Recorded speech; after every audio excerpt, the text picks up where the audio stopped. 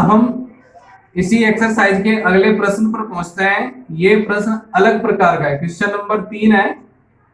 इसमें क्या किया गया है कि एक बहुपद दिया गया है, वो कह रहा है कि इसके अन्य सभी शून्यक ज्ञात करने हैं और दो शून्यक हमें दिए हुए हैं, √5/3 और माइनस के √5/3।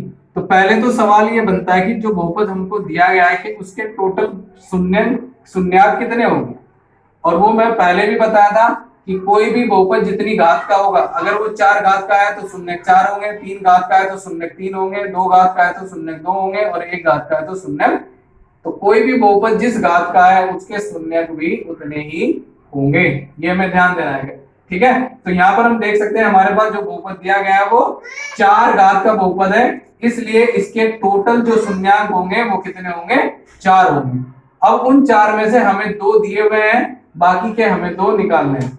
अब देखो, चूंकि हमारे पास बहुपद जो है वो x के रूप में है, और जो हम इससे पहले हमने शून्यांक निकालना सीखा था, तो जाहिर सी बात है किसके मान निकलते थे, x के मान निकलते थे या k के मान निकलते थे। तो यहाँ पर 2 मान है हमारे पास, एक √5/3, एक माइनस के √5/3। तो इसका मतलब x बराबर क्या होगा, √5/3 और x बराबर माइनस के √5/3। इसको हमने क्या करा, इसको जब हम उठा के इधर ले जाएंगे तो ये माइनस में चला जाएगा, तो बन जाएगा x माइनस √5/3। और इसको जब उठा के ले जाएंगे, चूंकि माइनस का है, बराबर से दूसरी तरफ ले जाएंगे तो काय का बन जाएगा, प्लस का बन जाएगा, x प्लस √5/3। तो ये हमारे 2 शून्य हो गए। अब हम थोड़ा सा ध्यान दे सकते हैं, हमने कक्षा 2 में भी पढ़ा था इस तरह की सर्वसमीका है कि एक कोष्टक प्लस का है एक माइनस का, a plus B into A minus B बराबर क्या बन जाता है, a² माइनस b²। तो इस पर हम ध्यान दे सकते हैं। तो ये हमारा इस रूप में बनता है, a की जगह क्या आ जाएगा x और b की जगह आ जाएगा √5/3, x का वर्ग x² हो जाएगा। और मैंने आपको पहले भी बताया था कि अगर किसी वर्गमूल वाली संख्या का वर्ग हो तो वर्ग से वर्गमूल क्या हो जाता है, कैंसिल हो जाता है। तो इसका इस वर्ग से ये वर्गमूल कैंसिल हो जाएगा, क्या बचेगा 5/3। तो ये हमारा एक बहुपद बन गया x² माइनस 5/3। ठीक है, अब इसकी सहायता से हमें बाकी के इसके 2 शून्यांक निकालने हैं। वो कैसे निकलेंगे कि अब हम क्या करेंगे, इस वाले बहुपद से उस वाले बहुपद को जो हमें दिया गया उसको हम क्या करेंगे, भाग करेंगे। भाग करने का तरीका फिर वही पुराने वाला। ठीक है, तो इस बड़े वाले बहुपद को हमने अंदर लिखा, छोटे वाले बहुपद को हमने बाहर लिखा।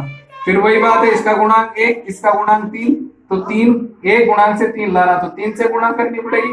घातों का अंतर देख लेंगे कितना अंतर है, इसकी 4 घात है, इसकी 2 घात, तो कितने का अंतर हो रहा है, 2 घात। तो x की घात कितनी आ जाएगी, 2। इसका पहाड़ा पढ़ देंगे हम, 3x² का पहाड़ा x² में पढ़ेंगे तो बन जाएगा 3x की घात 4। और अब यहां पर देखो, अब 5/3 का पहाड़ा जो है, 5/3 का पहाड़ा 3 में पढ़ा जाएगा, तो 3 से 3 कैंसिल हो जाएगा, खाली बचेगा 5 और साथ में क्या है x²। तो ये आ गया 5x²।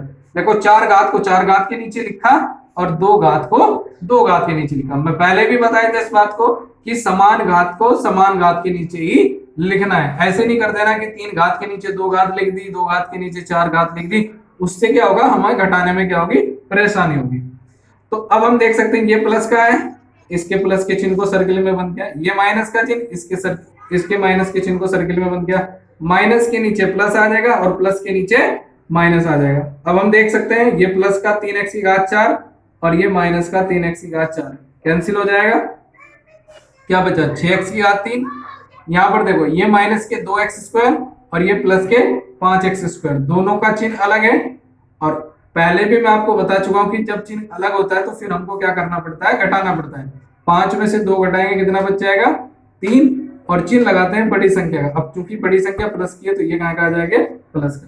3x² बच गया, आगे जो बचा हुआ माइनस के 10x उसको भी उतार लिया और माइनस के 5 जो बचा हुआ है उसको भी उतार लिया।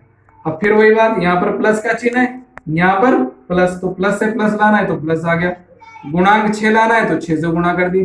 घात का अंतर कितना बैठ रहा है, एक घात का अंतर है तो एक x की घात 1 ले ली। अब पढ़ देंगे पढ़ा, x² की गुणा 6x में होगी तो 6x की घात 3।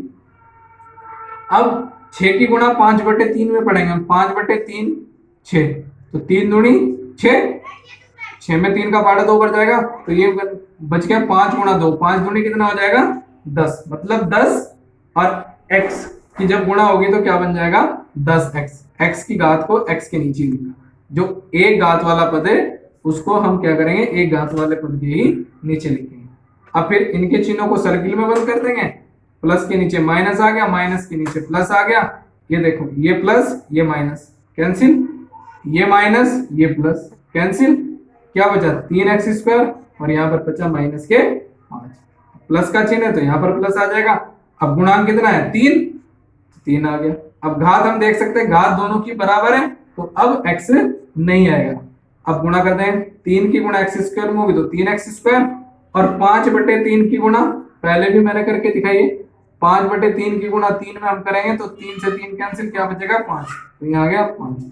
फिर वही बात इनके चिन्हों को सर्किल में बंद करेंगे और नीचे बदल के चिन्ह लिख देंगे, माइनस के नीचे प्लस आ गया, प्लस के नीचे माइनस, देखो ये प्लस ये माइनस कैंसिल, ये माइनस ये प्लस ये कैंसिल, तो शेषफल कितना बच गया 0। ठीक है, अब क्या करना है कि जो हमारा भागफल है, भागफल में हम देख सकते हैं कि हमारे पास एक बहुपद बना जो कि 2 घात का बहुपद है, मतलब द्विघात का बहुपद, और हम समझ सकते हैं कि जो हमें बहुपद दिया गया उसकी 4 घात है, तो टोटल जो शून्यक होंगे वो भी 4 ही होंगे, जिनमें से हमें 2 दिए हुए हैं तो बाकी के 2 हमें निकालने हैं, और 2 निकालने के लिए हमारे पास क्या होना चाहिए द्विघात का बहुपद होना चाहिए। हम यहाँ पर देख सकते हैं कि भागफल में हमें एक द्विघात का बहुपद जो है प्राप्त होता है। अब इसको हल करने का तरीका वही है पहले वाला गुणनखंड विधि, उसमें हम क्या करते थे कि अगर x स्क्वायर का गुणांक 1 होता था तो खाली अचर पद के गुणनखंड करते थे, लेकिन यहाँ पर हम देख सकते हैं x स्क्वायर का गुणांक कितना है 3, तो इस 3 की पहले गुणा करेंगे किसमें अचर पद में, कितना आ जाएगा 3 तिया 9। तो अब हमें क्या करना है 9 के गुणनखंड करने हैं, 9 के गुणनखंड करे हमने 3 तिया 9, तो 2 गुणनखंड आ गए 3 और 3 ये लिख दिया हमने। ठीक है, फिर अब 3 में एक बार और चल सकता है, 3 एकम 3, तो एक तो गुणनखंड हो गया 1 और 1 हम क्या करते थे इनकी गुणा करके लिखते थे 3 तिया 9, तो हमारे पास 2 प्रकार के गुणनखंड आए, एक आया 3 और 3, एक आया 9 और 1। अब हमें देखना है कि इन दोनों में से हमें कौन सा लेना है, उसका पता हमें कैसे चलेगा, उसका पता हमें चलेगा कि हमारा अचर पद जो है किस चिन्ह का है। हम देख सकते हैं कि अचर पद जो है हमारा प्लस का है, प्लस का मतलब जो हमारे गुणनखंड आए हैं हमें उनको क्या करना है जोड़ना है, और जोड़ के कितना लाना है जो एक घात वाले पद है उसका जो गुणांक है, हम देख सकते हैं गुणांक कितना है 6, तो मतलब कहने का ये होगा कि जो 2 गुणनखंड हमने निकाले उनको जोड़ के लाना है 6। अब 6 इसको अगर हम जोड़ेंगे तो इसको तो जोड़ के 6 नहीं आएगा, तो इसको जोड़ के कितना हो जाएगा 9। हम यहाँ पर देख सकते हैं इन दोनों को अगर जोड़ा जाए 3 और 3 कितना हो जाएगा 6, तो हमारे पास 2 गुणनखंड हो गए 3 और 3, तो हमने 6 की जगह लिख दिया 3 + 3, ये x चुका तो आगे का +3 चुका तो। इसके बाद हम क्या करते हैं कोष्टक को हटाते हैं और x के अंदर क्या कर देते हैं गुणा। कोष्टक के बाहर अगर माइनस का चिन्ह होगा तो अंदर के चिन्ह बदलते हैं, कोष्टक के बाहर अगर प्लस का चिन्ह है तो अंदर के चिन्ह नहीं बदलते। अब चूंकि कोष्टक के बाहर प्लस चिन्ह है तो ये वाला चिन्ह नहीं बदलेंगे, ये प्लस का 3x हो गया, ये प्लस का 3x हो गया और ये प्लस का 3। अब यहाँ पर हम देख सकते हैं कि 4 पद बने हमारे 1 2 3 4, इनमें से हम 2 2 के क्या बना देंगे यहाँ से कॉमन ले लेंगे, साफ तौर पे दिखाई दे रहा है एक 3 कॉमन आएगा और एक x कॉमन आएगा, तो यहाँ बच जाएगा x प्लस, चूंकि 3x जुगा तो कॉमन ले लिया +1 आ गया। अब अगले पद में से क्या लेना है ऐसी संख्या कॉमन लेनी है, कोष्टक इसके जैसा ही बनाना है, तो पहले हमने कोष्टक ही लिख दिया x + 1। अब यहाँ पर हम देख सकते हैं कि x का गुणांक भी 1 है और अचर पद भी 1 है, तो अब 3 को किससे भाग करी जाए कि 1 आ जाए, जाहिर सी बात है 3 को 3 से ही भाग करनी पड़ेगी तभी 1 आएगा, तो इसलिए यहाँ से साफ तौर पे दिखाई दे रहा है कॉमन कितना आ जाएगा 3, तो ये बच गया x + 1। यहाँ पर हम देख सकते हैं x + 1 और x + 1 कॉमन आ जाएगा, यहाँ बचा 3x और यहाँ बचा +3। एक बार इसको 0 के बराबर रख देंगे तो x + 1 = 0, तो x बराबर आ जाएगा -1, और एक बार इसको 0 के बराबर रख देंगे 3x + 3 = 0, तो 3x बराबर इसको ले जाएंगे -3, और चूंकि हमें x का मान निकालना तो ये संख्या हटाएंगे हम, गुणा में तो दूसरी तरफ कायम हो जाएगी भाग में, तो बन गया -3/3, 3 का पाड़ा चल जाएगा 3 एकम 3, तो x बराबर हो जाएगा -1।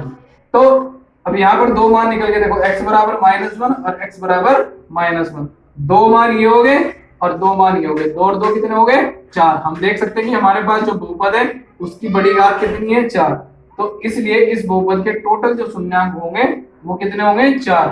ठीक है, तो दो जो हमें दिए हुए थे वो ये थे, और जो बाकी शेष जो शून्यांक हमें ज्ञात करने थे वो आगे x बराबर -1 और -1।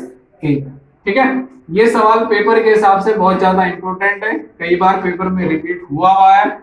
इसी के आधार पे, इसी के जैसा एक आपकी प्रश्नावली से पहले एक उदाहरण दिया गया है, मैं अपेक्षा करूंगा कि आप उस उदाहरण को समझेंगे और उसे होमवर्क के तौर पे अपनी होमवर्क की कॉपी में करेंगे।